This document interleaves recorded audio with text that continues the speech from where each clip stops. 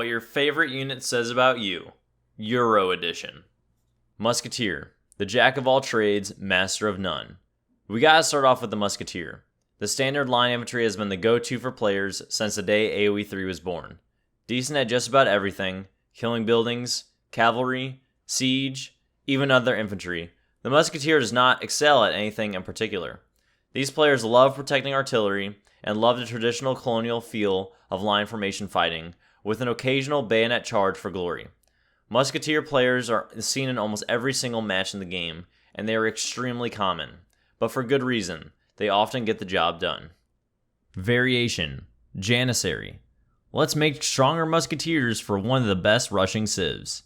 Seriously, these guys have over 200 HP, can be in your base before you even age up. The best part? They can seamlessly fast fortress to upgrade them further to vet status within a couple minutes. Even if you use anti-infantry units against these guys early on, they never seem to die. These players like playing with musketeers, but want to feel better about themselves and their PR. Variation. Rusket. 80% musk, 20% spammability.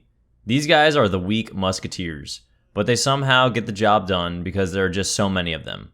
These players love making way more muskets than they should, and could care less about losing them in battle. Stalingrad tactics are in full effect here. Additionally, these players love spamming forts like it's their only strategy in the late game, but honestly, it's pleasing to watch so many musketeers spawn at once. Skirmisher. Run and gun. Skirmisher players hate losing units. These guys want to stay back and kite their opponents to death, and they will avoid melee at all costs. These players love fast fortress play or Dutch play, and will often pair up with their ranged cavalry counterparts. As soon as they lose a single unit, these guys are complaining that their teammates cannot cover them. Additionally, these players think they are pro because they use these guys en masse. Variation. Cassador. Beat all ranged infantry. Used in excessive mass, Cassador players swear by their unit's effectiveness, especially compared to other skirmisher units. They'll create as many as possible, and watch their crazy range resistance soak up any ranged attack. These guys can be pesky to deal with, particularly with their Dragoon support, but can be taken down if it is still early in the game. Make sure you eliminate these guys before it's too late. Variation. Obusgun. They should be an Age 3 unit. Seriously, Obusguns are incredibly overpowered, especially for an Age 2 unit. Artillery Age 2 that has extreme range, high damage, card upgrades, arsenal upgrades, and good at taking out other artillery, destroying all infantry, beating elephants en masse. What can these guys not do? Variation. Longbow. See these guys in a group? Just run away. Once they fire and start shooting, everything will turn to XP. Unless you have them totally surrounded by cavalry. Their range will give you absolutely no chance, especially when camped behind a wall. Age 2, these players feel invincible, but if you can survive, then you might have a shot at beating these guys late game. Variation. STRELET. Overwhelming and underwhelming. These players think that the more units, the better. If they can get enough STRELETs, then they will surely win via overwhelming numbers. Early on, they may seem like a joke, but once a large enough mass comes in, and some of these STRELETs have upgrades, you could be in trouble. Variation. Expo. Honestly, you probably forgot about these guys. They are basically your last resort, but are absolutely dirt cheap, so they can do a decent job en masse. These players either A, have no idea what they're doing because they're using expos, or B, know absolutely what they're doing because they're using expos. Variation. Grenadiers. If you didn't forget expos, then you definitely forgot about these guys. All boom and no micro. These players love being different, but also love causing havoc. They often know what they're doing if they are using grenadiers, so watch out.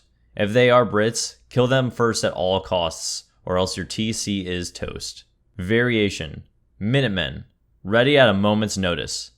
Lovers of these ragtag troopers enjoy the rush of a rush on their base, and love to play solid defense. They enjoy the versatility that these units provide early, and can often be seen playing Portugal for their extra Minutemen access. Cuir de boy. Some developer thought it would be cool to make invincible villagers that can also be skirmishers. Why not, right? If you like these guys, then... Pikes. Pike lovers are rush lovers. They want siege, and they want it cheap, and they want it now. Many of them will play Spain, wanting them instantly, but no one in their right mind will make pikes in a team game. If you come across a pike spammer in a team game, get ready for a player who fights until the game forces them to resign. Variation. Halberdier. Halb boys are defenders. Halbs are not frontline units, but people who love Halbs are masters at defending their units.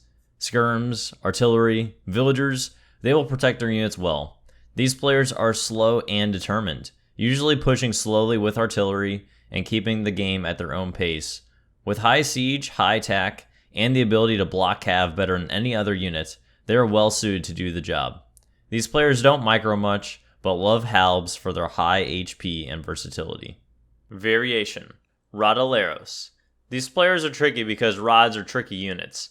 They either do a great job or no job, but if someone is choosing to use Rodoleros, they most likely know how to get a job done.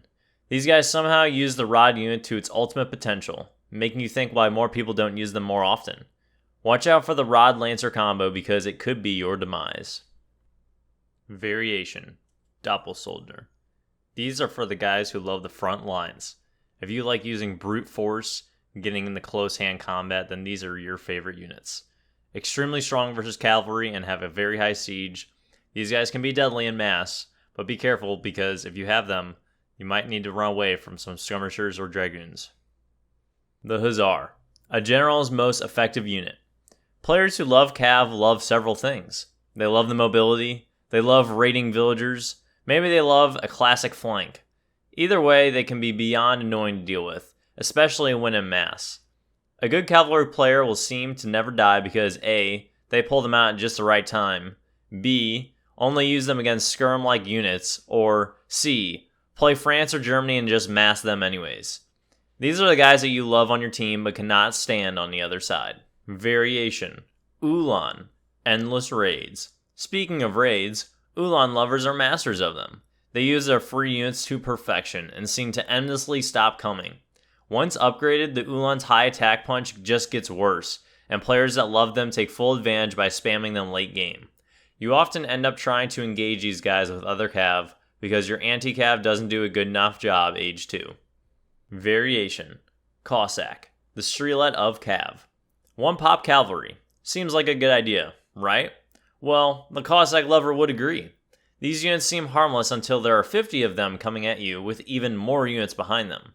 They do a great job not because they are strong, but because you can just get so many to block villager paths and to look more daunting than reality. Variation. Oprinchnik. I can understand making a cavalry unit that is good at raiding or siege, but both, and in a perfectly packaged box?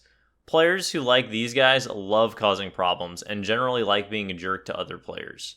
The game will be going great until they come in to corner your base. Within 1/10 of a second, they end up destroying your entire economy before you can even respond. Variation. CUIRASSIER.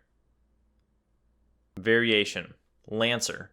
These players love using strong, unknown units. They love packing the max Lancer upgrades and going to work with these guys as their opponent tries to use musketeers to stop them.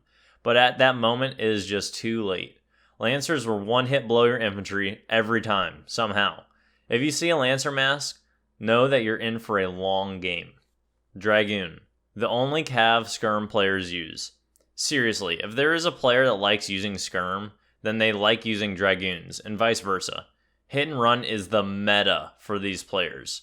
Forget even logical injections of cavalry into their composition. They will use goons for raids. If you come up against one of these guys, you better hope you have a strong skirmisher unit to counter, or you'll be flying their kite all evening long. Variation. Archer cav. Somewhat forgotten, these players can be pesky ones, because the Archer cav unit is one that you always forget a civilization has.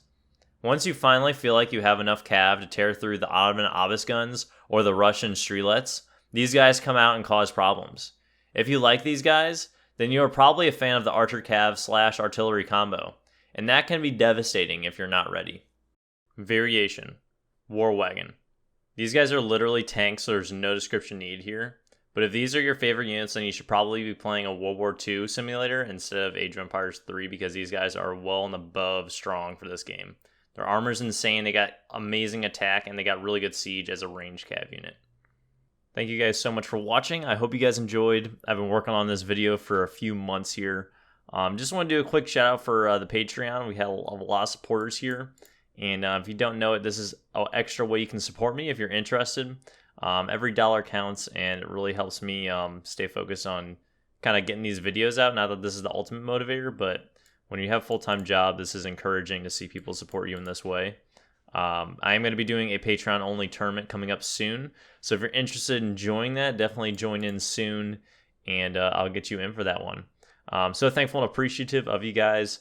I really enjoy doing these videos, but like I said, it takes me a long time, especially since I'm working full-time now too. But it's all for you guys. I hope you guys enjoyed, as always, and I'll see you guys in the next one.